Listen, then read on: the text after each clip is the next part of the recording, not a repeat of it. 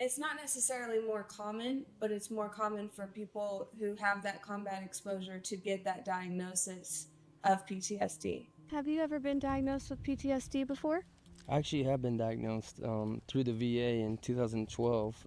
Before I transitioned back into the civilian life, I was diagnosed with PTSD from the combat trauma. What sort of therapies have you tried before? So through the VA, there's a couple of programs that they had put me in through from the Wounded Warrior pipeline, and we did exposure therapy where I was basically telehelp. I had my psychiatrist on the other end of the computer, and I would come into the office and we would basically talk for an hour.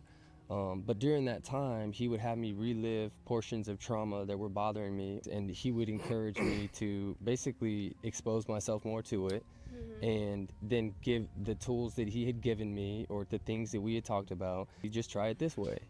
And it's a great idea. It kind of falls flat when you're putting the veteran back in a situation where he already wasn't uncomfortable because his baseline is different now. And so there was a lot of problems with that. It's not necessarily more common, but it's more common for people who have that combat exposure to get that diagnosis of PTSD. Yes, they're less embarrassed to talk about it, while people who don't have that combat exposure may feel like PTSD isn't justified or they're more embarrassed to talk about it.